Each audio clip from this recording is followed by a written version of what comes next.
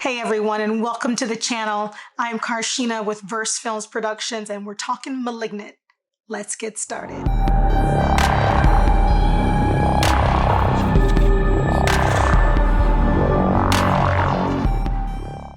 So I don't know what I embarked upon, but James Wan, he is becoming one of the best masters of horror and also psychological horror. And one of the things that I love about him, he does that twist and the turns and the tricks and things. It had some very interesting concepts, I think, in a lot of the horror genre as far as the psychological horror. I mean, it dealt with adoption, it dealt with abuse, physical abuse in a relationship. It dealt with the strain of, leaving your parent behind. And it also dealt with a budding new relationship, which, spoiler alert, how hot is the detective? Yes, Aruba, Jamaica. Ooh, I wanna take. His name was Coco, or Kiko, or anyway.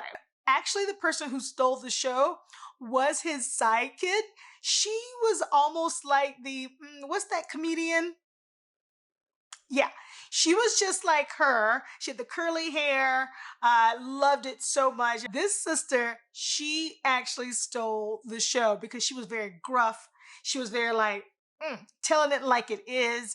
And I actually like that because it brought the movie down to a real level. With all of this mayhem going on, it brought it down to a real level. So, spoiler number one.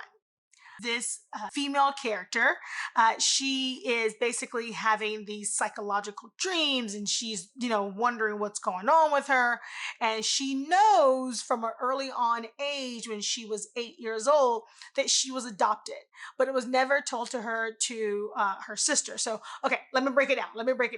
So there are five central characters. There's the main character, then you have her sister, then you have the detective and his sidekick, and then you have the oh so scary twin. The parasitic twin. Spoiler number one. Yeah, I'm giving you a spoiler right off the bat. It's a parasitic twin that grew on her back when she was a child. And basically, she was sent to a mental hospital or research center, I should say. Simeon, I believe, was the name. So kind of was like I don't know, Simeon the First, maybe a dig at, ooh, we're all Neanderthals or we're apes or I don't know, whatever it was. But let's not dig that deep. But anyway, she was sent there. She grew up there because her mom, okay, maybe six central characters. Her mom gave her up for adoption when she was, the tender age of 15. So we find that out, spoiler number two, that she is adopted. So spoiler number one, she has a parasitic twin that's growing out of her back. And then spoiler number two, her mom gave her up for adoption when she was 15. Spoiler number three, okay, that's all you need to know, really. I mean, those are the only two main spoilers because this parasitic twin is kind of like the devil.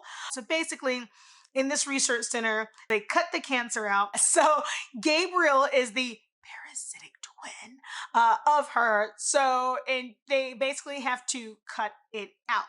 And as they're cutting it out, they cut the actual twin in half and only left the brain stem, or not the brain stem, but the actual part of the brain that Gabriel inhabited, and just shoved it right into the back of her head. And basically, she lived her life until she's in her, let's say, her early 30s. The opening scene is a very brutal scene because she has a baby, or she's pregnant. She's carrying, she's getting sick. And then all of a sudden you start to see the relationship with her husband is not the best relationship. And this is very quite evident because he makes references that she has been pregnant before and she has lost babies before. So she basically had a couple of miscarriages. Spoiler number three. She has a couple of miscarriages. And then all of a sudden we see the turn of events where he basically pops her in the head. She hits the back of the wall, and somehow somehow Gabriel, that was dormant in the back of her head, comes alive. Now, James Wan really showed the violent nature in a relationship, in this sort of type of relationship. And I thought at first, I was like, ooh, girl, you need to get up out of there. But then James Wan has put us in this woman's shoes, not knowing what is going on, giving her that, oh, what for? Like, I'm fighting for my life spirit.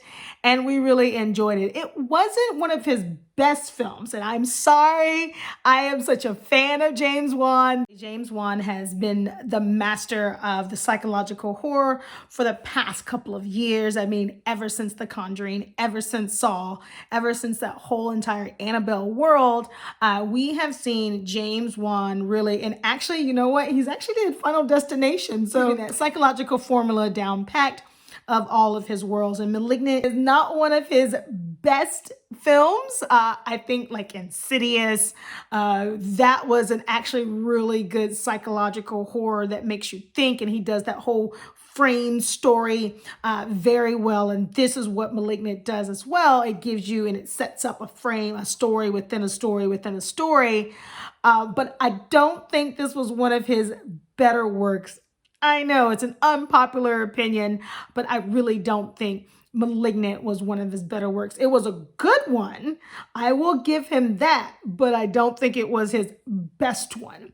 And I think once you've already built up a formula and you've built up a system over time, I think it is hard to go higher and go further. But this parasitic twin is actually a really good new type of think as far as your horror films go. It's not like your regular, gory. It's not like your regular, oh, I'm trying to solve a murder mystery, but it is sort of a think type of psychological horror. And I think James Wan is one of the best masters at that so far.